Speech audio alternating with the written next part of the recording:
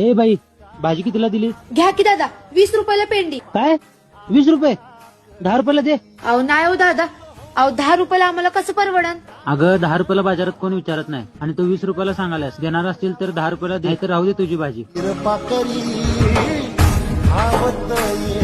दादा, तुमचा मोबाईल लई महागाचा दिसतोय. होय, आयफोन 1.5 लाख रुपये दिलेत. दादा, तुम्ही हा मोबाईल मला 20,000 ला देता का? ए बाई, एडबीड लागले का?